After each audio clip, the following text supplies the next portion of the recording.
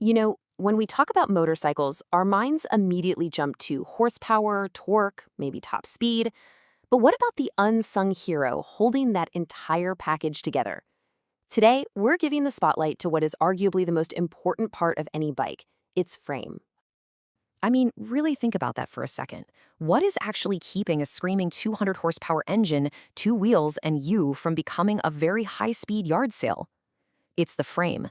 That's the foundation. It's what gives a bike its feel, its character, and honestly, it's the difference between a razor-sharp cornering machine and an unpredictable, wobbly mess. So here's what we're going to do.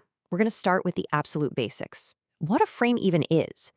Then we'll get into the materials, from good old steel to space-age carbon fiber. We'll walk through the most common designs you see every day, then jump to the high-performance stuff, and finally, we'll look at the absolute ultimate in frame technology. Ready? Let's go. All right, first things first. What exactly is a motorcycle frame? Well, the easiest way to think about it is as the bike's skeleton. It's the core, the main structure that everything else is literally bolted onto. Yep, everything. The engine, the front forks, the rear swing arm, your gas tank, even the seat you're sitting on, it all connects back to the frame. And that means its design, its stiffness, and its weight don't just affect performance, they pretty much define it. A frame that flexes too much will feel unstable and vague, while a super rigid one can give you that incredible razor-sharp handling. Now, what a frame is made of is every bit as important as its shape. And let me tell you, the choice of material is this constant juggling act between strength, weight, and, you guessed it, money. And you can see that whole trade-off laid out right here. Steel is the workhorse. It's strong, it's cheap, it's easy to work with, but man, is it heavy. That's why you find it on tons of commuters and cruisers. Then aluminum came along and completely changed the game for sport bikes. It's way stiffer for its weight. And then you have the exotics.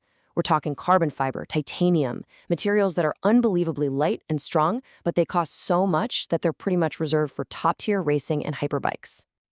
Okay, let's get into the actual designs, the ones you're going to see every single day out on the road. These are the foundational frames, the workhorses of the motorcycle world.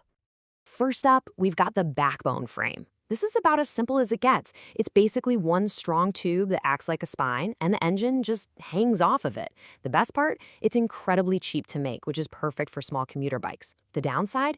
That simplicity is its weakness. It has very little torsional rigidity. That's its resistance to twisting, so it's just not stiff enough for anything high performance. So how do you fix that wobbly backbone problem?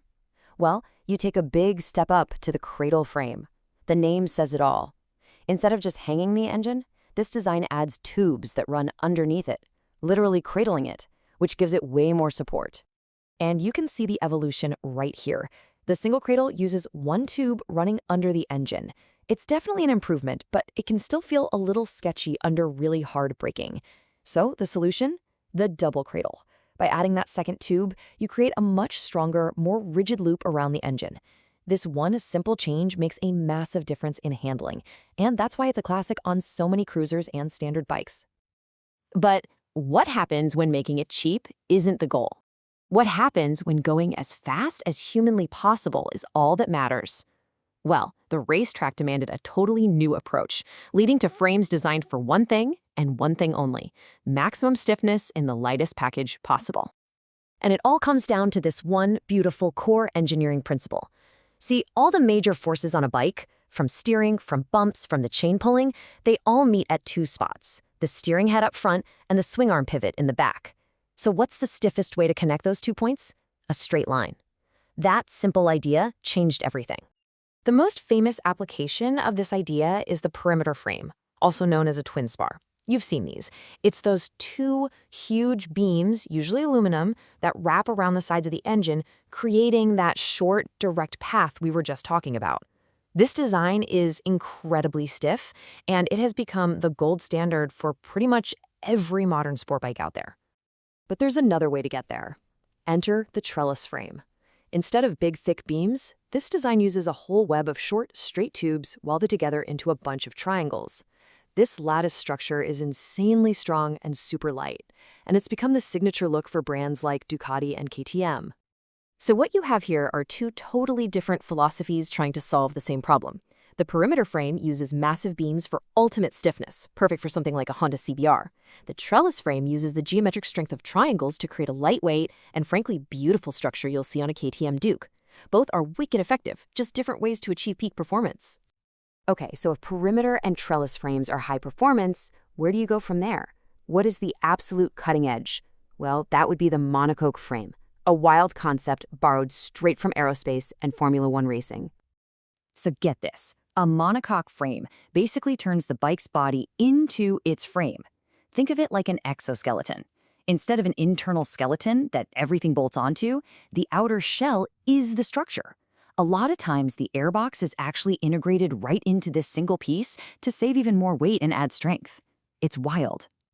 The result is a structure that has almost perfect rigidity while being unbelievably light. But of course, that kind of performance comes with a massive catch: the cost. Creating a single load-bearing piece out of something like carbon fiber is an incredibly complicated and expensive process. That's why you only see this kind of tech on elite hyperbikes like the Ducati Panigale or purpose-built MotoGP machines. And just to give you an idea of how light we're talking, the full carbon fiber frame on a hyperbike like the BMW HP4 Race weighs just 17 pounds. 17! That's less than 2 gallons of milk. It is an absolutely mind-bending piece of engineering. Okay, so we have covered a lot of ground. How do we wrap this all up? Well, the biggest takeaway is this: every frame is a tool that has been designed for a very specific job. And when you look at it this way, it all makes perfect sense, right? A cheap-to-run commuter bike is going to use a simple backbone or single cradle frame. Your classic laid-back cruiser relies on the tried-and-true strength of a double cradle. High-performance sport bikes are almost all going to be perimeter or trellis designs, and at the absolute peak of performance, you'll find those exotic monocoque frames. The frame always follows the function. So in the end, the frame really is the soul of the machine. It defines how a bike feels, how it handles, and what it's truly capable of. Hopefully, the next time you look at a motorcycle, you'll see past the shiny paint and the big engine, and you'll see its head and skeleton, and have a whole new appreciation for the incredible engineering holding it all together.